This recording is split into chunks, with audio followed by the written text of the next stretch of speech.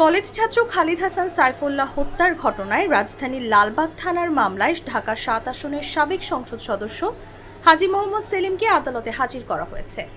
সোমবার আদালতের কাঠগড়ায় তোলার পর তিনি কান্নায় ভেঙে পড়েন। হলফনামায় সই নিতে চাইলে তিনি সই করতে পারেন না বলে জানান। পরে তার টিপসই নিয়ে আদালতে তার পক্ষে হলফনামা দাখিল করেন আইনজীবী প্রাণ গোপালনাথ। সুপ্রিয় দর্শক, আরও একটি আপডেট নিউজে আপনাদের সকলকে জানাই স্বাগতম। কাঠগড়ায় হাউমাউ করে কাঁদলেন হাজী সেলিম, করতে পারলেন না স্বাক্ষর।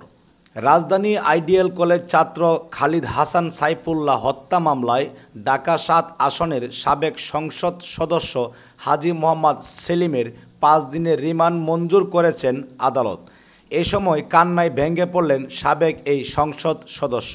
সোমবার ২ সেপ্টেম্বর ঢাকায় মেট্রোপলিটন ম্যাজিস্ট্রেট আখতারুজ্জামান শুনানির পর তার রিমান্ড মঞ্জুর করেন। জানা গেছে, এদিন কাঠগড়ায় তোলার পর হাউমাউ করে কাঁদলেন হাজী মোহাম্মদ সেলিম। হলফনামায় সই নিতে চাইলে তিনি সেখানে স্বাক্ষর করতে পারেননি। পরে তার টিপসই নিয়ে আদালতে তার পক্ষে হলফনামা দাখিল করেন আইনজীবী প্রাণ গোপালনাথ। এদিকে তাকে আদালতে হাজির করে মামলায় সুষ্ঠু তদন্তের জন্য তাকে ১০ দিনের রিমান্ডে নিতে আবেদন করেন তদন্তকারী কর্মকর্তা।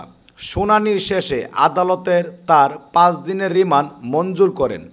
সেলিমের ভিডিওটি দেখলে আপনি অবাক হয়ে যাবেন। অত্যন্ত গুরুত্বপূর্ণ কিছু তথ্য রয়েছে আজকের এই ভিডিওতে। অবশ্যই ধৈর্য ধরে সম্পূর্ণ ভিডিওটি দেখার সবার প্রতি একটি অনুরোধ থাকবে।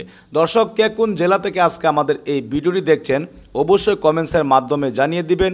দয়া করে আজকের এই ভিডিওটি আপনার সোশ্যাল মিডিয়াতে একটু শেয়ার করে দিবেন।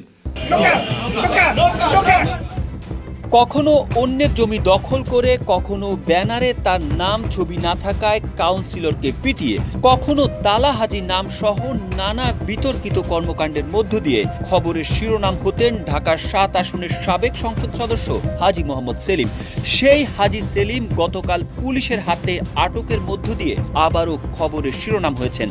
জানা যায়, একসময়ের খুলনার কুখ্যাত এরশাদ শিকদারের সঙ্গেও ব্যবসা করেছেন হাজী সেলিম। ক্ষমতাসীনদের আশ্রয় কে কাজে লাগিয়ে পুরান ঢাকার সোয়ারি ঘাটের পান ব্যবসায়ী থেকে হয়ে উঠেছেন বড় কনগ্লোমারেট মদিনা গ্রুপের মালিক।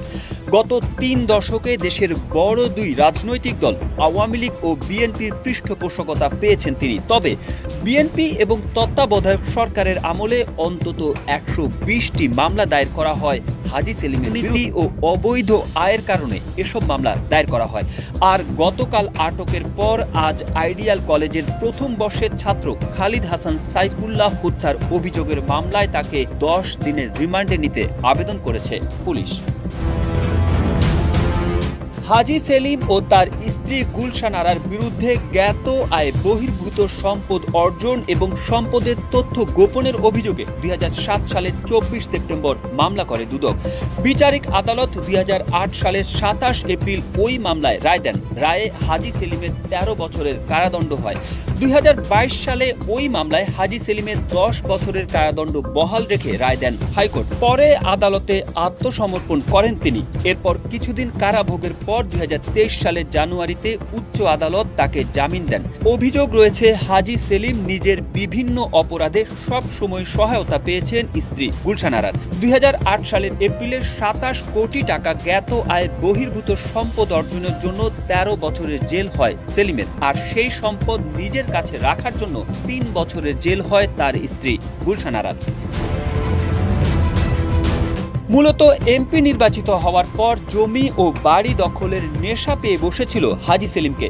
স্থানীয়রা বলছেন, যেখানেই চোখ পড়েছে হাজী সেলিমের সেটাই দখল করে নিয়েছেন তিনি। ওই সময় হাজী সেলিম নিজ নিয়ন্ত্রণাধীন পাড়া মহল্লাগুলোয় পঞ্চায়েত প্রথা চালু করেন।